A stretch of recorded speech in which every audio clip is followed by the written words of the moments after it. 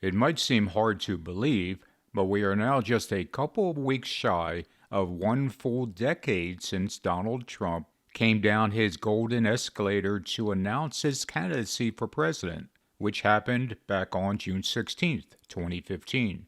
Back then, the political experts generally considered the whole thing to be a joke, and that Trump would never, ever be taken seriously enough to actually win the Republican primary, let alone the presidency. Well, the joke was on us, it seems, as Trump not only won in 2016 and again in 2024, but has completely remade the GOP into his own image, and is in the process of doing the same thing to America.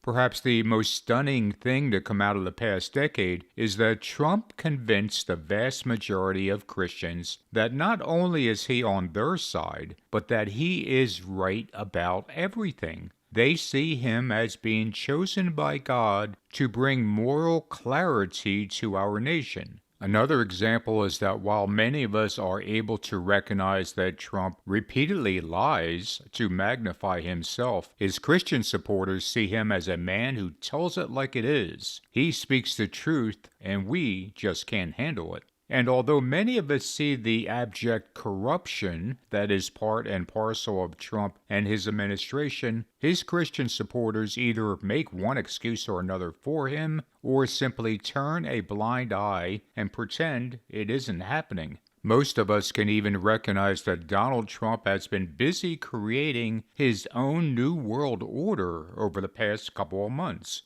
Our former allies now view us suspiciously, while our former adversaries, mostly strongmen and dictators, love the Trump administration. Yet most Christian Trump supporters see just the opposite. Trump is fighting globalism and their new world order. This despite the fact that much of the rest of the world also sees Trump as creating a new world order for himself. For example, we have this headline in the Jerusalem Post, which makes mention of how Trump's photograph with the Syrian president is symbolizing a new world order.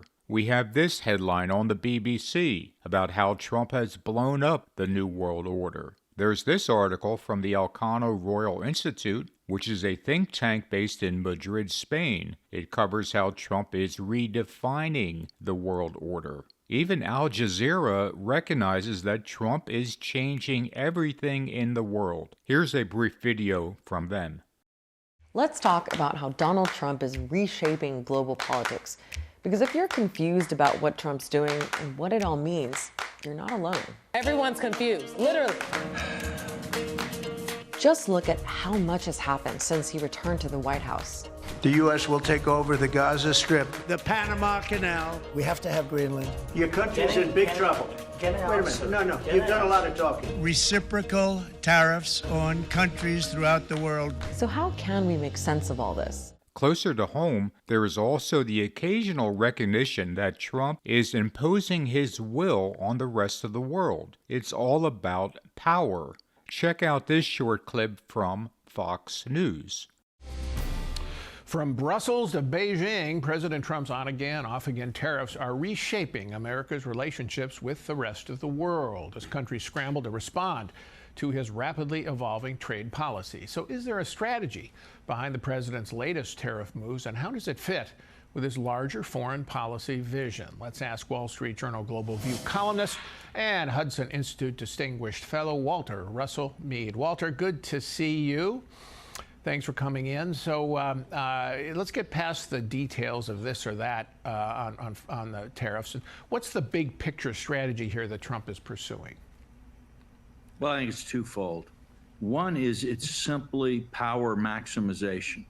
What the president's been able to do is brush past any restraining international treaties like the World Trade Organization treaties and so on, and any congressional legislation, and simply say every tariff on every product from every country in the world is exactly what I think it should be and no other person.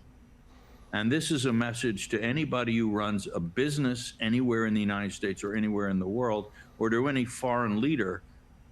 You have to come to me if you want these decisions to be made. I am in control.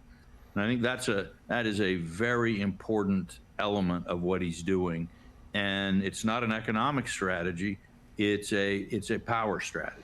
Yeah, but Walter, that isn't typically how the U.S. Constitution works, that one man can make all of these decisions. So what are we to make of the fact that the vast majority of Trump's Christian supporters see a reality that is precisely the opposite of what's actually happening? They don't hear his lies. They don't see his corruption. And they don't understand that his new world order is being created right in front of them. But why is this? Are they blind because of the strong delusion? That's certainly a big part of what is to happen in the last days, as millions of believers fall away from the faith and are given over to the strong delusion because they don't love the truth. Do these professed Christians simply hate those who oppose Trump so much that it doesn't matter what Trump says or does? That's a big part of it too. He is viewed by many as the lesser of two evils, even though supporting the lesser of two evils is still supporting evil. Is it because these professed Christians are so wrapped up in the things of this world that all they care about is that Trump will make them richer, or that Trump will bring glory to America?